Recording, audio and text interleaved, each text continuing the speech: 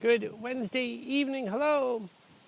The sun popped back out. I was fearful we'd be rained out again tonight, but the clouds have parted, and we have time to sneak in a garden update now as it cools off.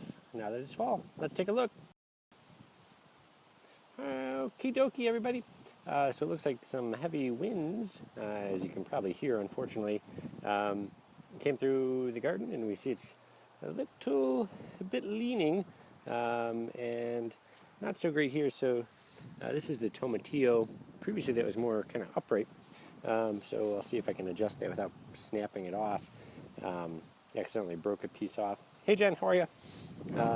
Last week I was trying to adjust it and kind of get it a little outside of the box, but didn't seem to work that way and it snapped off. So lost a couple of tomatillos. So the main three things we're looking at are the tomatillos, which is the right corner. Zucchini is somewhat on the left corner. We see the leaves super speckly.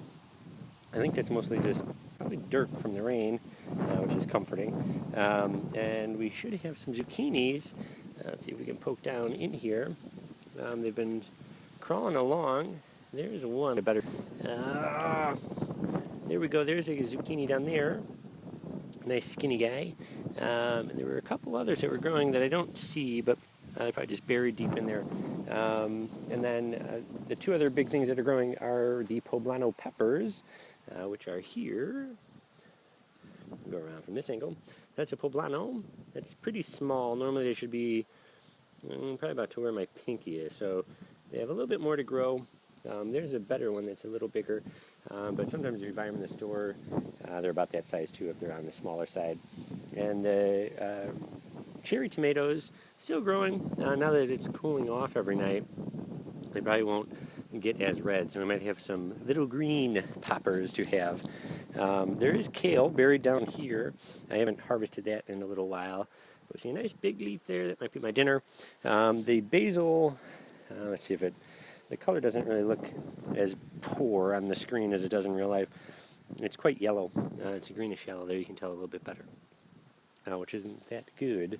And then we have some other herbs.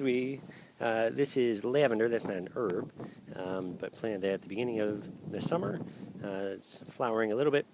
That is a giant weed that I've done nothing to grow, so still got it. And then these pots over here, we have basil that hasn't really shot up that much. There's maybe about 6 leaves on that little plant next to the stake.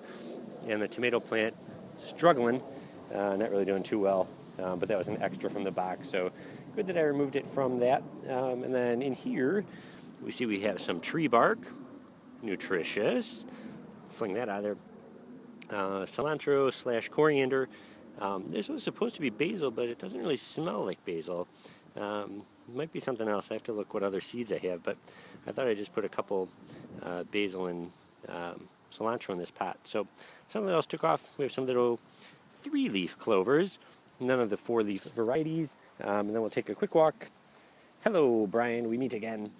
To the side of the house for the tomato stock. So we have 4 plants going strong and a little extra surprise at the end. So the tomatoes, we have 1, 2 green, 3, 4, 5 little guys, 6, 7, and then 1 somewhat orange. Not ready to pick yet, but depending on how cold it gets in the coming week, I might have to harvest these anyway and make some fried green tomatoes. This plant, doing okay. There's a weed in the back there that's decided to intertwine itself with the tomato plant. So probably about 5 or 6 on there that are all green. This one, a little more red and orange, which is good. And then door number 4. This one, there's some bigger ones, all clustered here to the left, starting to get a little yellow. The only difference with this plant was I used grass clippings instead of mulch. So we see there's a little bit of wood mulch down there. Yes, Brian, that was a good movie. Quite the plot twist for anyone who has seen Fried Green Tomatoes. Might have to put it on our fall movie list while we eat some tomatoes. So this one I just used grass clippings and eggshells. See if it makes any difference. So far, no, it doesn't seem to make any difference. The sky, let's see if we can take a look. Ominous, slightly pinkish gray. But we'll take a little look over here. Something was stuck in my door, so that should be fun. The morning glories. So we'll end on this note today instead of the rose bush. Normally these are all closed up by evening, but I think the flowers think it is morning. So when I first moved in, there are all these purple ones, which I love because I support the Wildcats.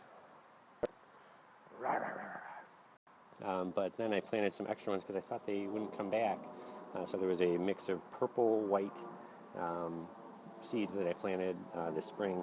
And so now I have some white pops of color and then some in-betweens with the purple and white. Yeah, Paula, sorry, I wasn't home last night, so I didn't get to do the garden update. But I shall do it today instead. So that is the quick garden update. Not a ton going on. We have the kind of 4 plants in the garden box, the tomatoes on the side of the house. Hoping everything just stays a little longer. Oh, there was one other thing I forgot before I do my wrap up. So these, when I was tending to the tomatoes, I added some seeds for lettuce and arugula. So we'll see if these grow, so we can get a fall little crop of lettuces. Hey Margie, how are you? The tomatoes, they didn't grow a ton this year. What I found the most useful, or most fruitful, if you will, was the cherry tomato plant, which still seem to be picking some off. As you can see there, Margie, there are a couple almost ready to eat, and a bunch of green ones still. The ominous skies continue, so I think I'm probably going to duck inside with my kale leaf. So, thanks for watching this Wednesday evening. Have a great night, stay safe, and bail out those basements. See you next week, hopefully Tuesday. Bye.